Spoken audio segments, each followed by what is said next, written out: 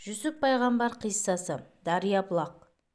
Керуен ұзақ жол жүріп, бір дарияның жағасына келіп тоқтады. Мысыр шаһарына дейін жарты күндік жол қалған еді.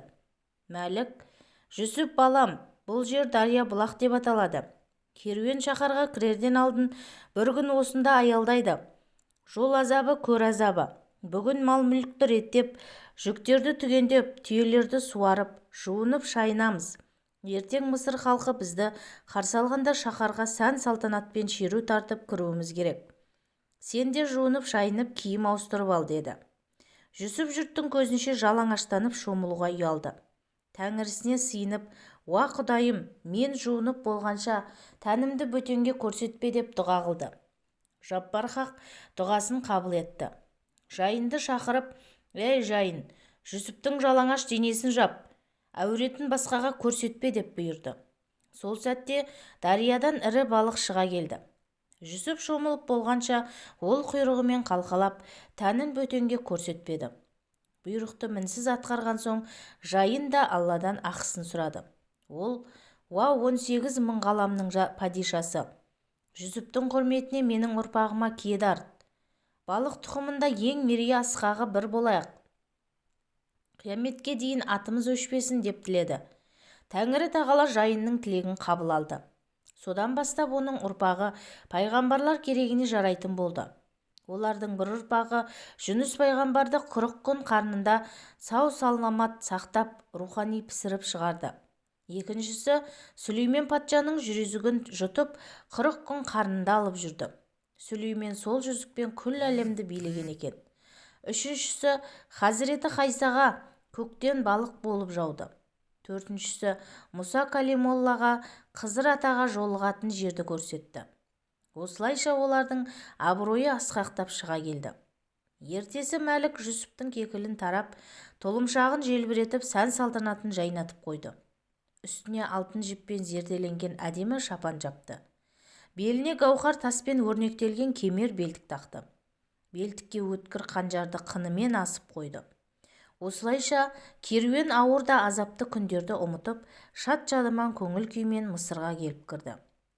Даңқы дүниенің төрт тарабына тең тараған берекелі шаһардың бірі осы Мысыр болатын. Оның сәулеті мен дәулеті бәрінен асып тұрды. Керуен орталық көшемен шеру тартып жүрді. Ең алдында әкелі баладай болып Мәлік пен Жүсіп келе жатты. Олардың жүзінен төгілген мейірім шуағы қараған жанды кеселінен айықтыратын. Мысыр жұрты Жүсіпті көріп жыланға алған торғайдай болды. Шаһардың ең сұлу перизат қыздары Жүсіптің қасында ұсқынсыз көрінді. Ал бұған дейін сымбатты да көрікті саналып келген жігіттің сұлтандары оның қасында өздерін қор сезінді. Мәлік аспандағы айды алып келіпті деген сөз қалада желдей есті. Оған сәлем беріп, дидарын көру үшін жер-жерден қалың жұрт Мысырға қарай ағылып жатты. Бұл гу-гу әңгіме Мысыр патшасына да жетті. Ол да бір көруге құштар боп қалды. Бірақ патша басымен базарға баруға арныланып, бас уәзірі Әзизді жұмсай салды. Уәзір Жүсіптің сиқырлы сыр сымбаты мен бекзат мінезіне қайран қалды. Иман нұры төгілген Жүсіптің айдидарын күніге көріп, тілінен тамған шырынды насихатты тыңдауға ынтық боп қалды. Мәлік Шамнан келді деген хабар тез тарады. Оның әкелген мал-мүлкін сатып алушылар қаптады. Дәл қасында құлбазар да қызып жатты.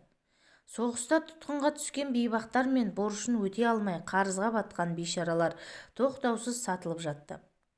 Әуелгі жоспарға сай Жүсіп те осы базарда құлдыққа сатылып кетуі тиіс еді.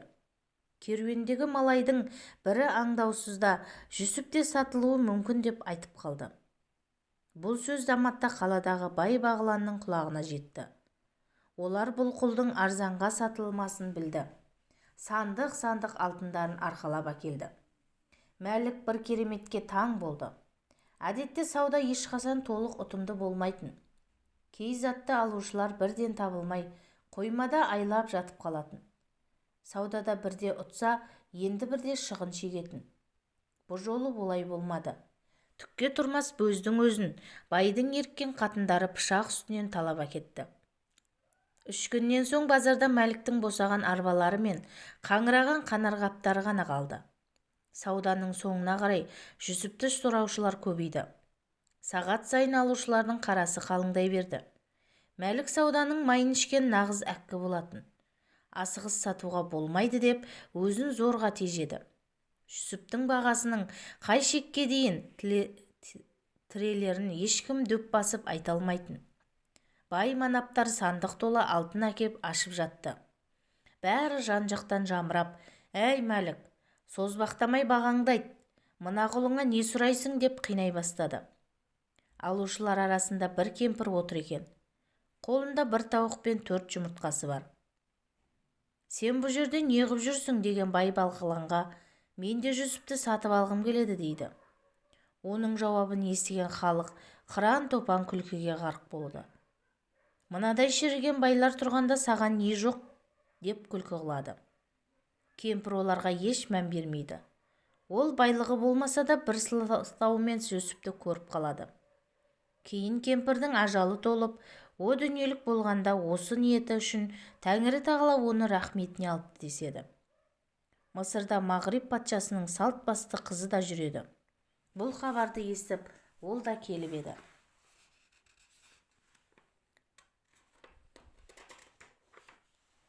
Асыл тастарды тиеген 1000 түйесі бар, күміс ертұрманмен ерттелген 1000 тұлпар және бар. 100 құл мен 100 күңді бірдей киіндіріп, арғымаққа мінгізіп алып келді. Дәл қазір осы қыздың дүние байлығына тең келетін адам жоқ еді. Оның байлығын көріп бәрі шетке ығысты. Қыз Жүсіпке таяп келіп оған назар салды. Жүсіптің жүзінен пайғамбарлық нұрды көріп қайран қалды. Мағриб патшасының қызы, «Әй, мерейі асып туған оғлан, сені құл деуге тілім бармайды. Сені құл деген бейпіл ауыздың жағына жылан жұмыртқаласын. Малай дегеннің тілі кесілсін. Бұл жаһанда дәл сендей адам болмас. Саған ұқсап енді адам тумас. Сені сатып алуға дүниенің байлығы жетпейді. Қай патша, қай сұлтанның перзентісің?» деді күңіреніп. Қыздың бұл сөзіне бәрі ойланып қалды. Расымен құлда мұндай ұлық дәреже қайдан болсын? Ханзада болар деп ойлады. Жүсіп Мағриб қызына өз тілінде сөйлей кетті. «Ей, көркіне ақылы сай ханшайым, менің қалімді жалғыз жаратқан ғана біледі. Құдіретімен маған осындай көрік берді. Мен тек хақ әміріне құлды құрып, оны орындауды ғана білемін. Құл керек болса мені сатып ал. Оған байлығың жетпесе, ақшаңды босқа шашпа, қайырлы іске жұмса» деді. Мағриб патшасының қызы өзінің надандығы мен ақмақтығына ұялды. Жүсіпке құрметі оянды. Оған иман келтіріп, онда жетім жесірге қарасып, аш-жалаңашты тойдырайын деді. Әрине бұл сауабы мол қайырлы іс, бірақ мұнымен кедей-кепшіктің қатары көбеймесе азаймайды. Жатып ішер жалқауды масылдыққа үйретпе. Сен оларға балық бермей қармақ бер. Қармақпен несібесін өзі тауып жесін деді Жүсіп. Бұл ақылыңды қош көрдім. Ал садақаны кімге бергенім абзал? Маған осының анығын айтып көзімді аш. Ей, парасатты хакім, ел боламын деген жұрт садақа зекетті ең бірінші ілім іздеген ізгі жанға береді. Себебі елдің ұстыны, мемлекеттің тірегі, екі дүниенің жарығы, көкірек көз ашылған ғұлама мен хакімдер. Ғылым көркейсе елде гүлденеді. Парасатты пенде мал табу үшін ғылым оқымайды, ғылым табу үшін малын жұмсайды. Ілімнің шырағы жанбаған жұрттың ұрпағы жанбай жатып сөнеді. Қараңғылық қаптаған жұртта өсек пен өтірік қана өнеді. Ондай азған елге көп ұзамай Тәңірісінің бар бәлесі төнеді. Тағы кімге қарасқаным абзал? Айта түс тағы да, ей ақылы асқан дана. Басы көсем, тілі шешен, зейіні зерек, өзі елден ерек жас баланы, көрсең сондай баланы ғылымға баулы. Бұлақ көрсең көзін аш деген, ықыласты шәкірттің оқуына көмектес. Оларды үй-жаймен қамтамасыз ет. Неғұрлым ел сауатты болса, соғұрлым халық надан болмайды. Надандықтан арылған сайын елдің кедей-кепшігі де азаяды. Тағы қандай қайырлы іс жасап, із қалдырсам болады?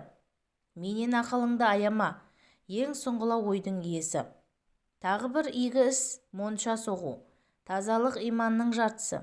Алыстан келген керуендер әлге дейін далаға қосыла алады. Кейбір тайпалар мүлде шомылмастан шаһарға кіре береді. Бұлай болмайды. Тазалық жоқ жерде ауру, кесел, сырқат, дерт қаптайды.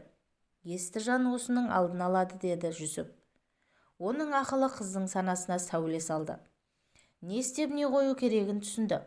Еліне қайтып өмірінің соңына дейін жиған терген бар байлығын ілім жолына сарп қылды. Содан бастап Мағриб жұрты қайырымды, ізгілікті елдің тұрғындарына айналыпты.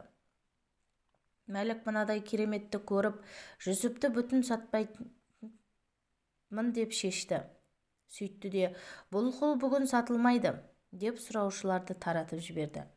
Онсыз да олжаға молыққан Мәлік риза боп үйіне қайтты. Үйіне келген соң Жүсіпке зәулім сарай салдырды. Сыртын алтынмен аптап, ішін күміспен қаптады. Жүсіпті үлде мен мүлдеге орады. Бірақ Жүсіп дүниенің рахатына көңіл бөлмеді. Алтын табақпен аса келсе де шапқан қол созды. Кейде тәулігіне бір түйір құрма не зәйтүн ғана жейтін. Тойып тамақ ішу оған жат еді. Күміс кесе мен шырын шәрбаттардың неше түрлісін берді. Ол сонда да оразасын қара сумен ашатын әдеттен жаңылмады. Күнімен кітап оқып, түнімен құлшылық қылды. Сахарда тұрып Алласын зікір етті. Ай десе аузы, күн десе көзі бар хас сұлулар оған майысып жүріп қызмет қылды. Сонда да ол көрінген сұлуға көңілі толқып, нәпсінің жетегінде кетпеді. Мәлік Жүсіптің тақуалығына қайран қалды. Жалғасы келесі шығарылымда.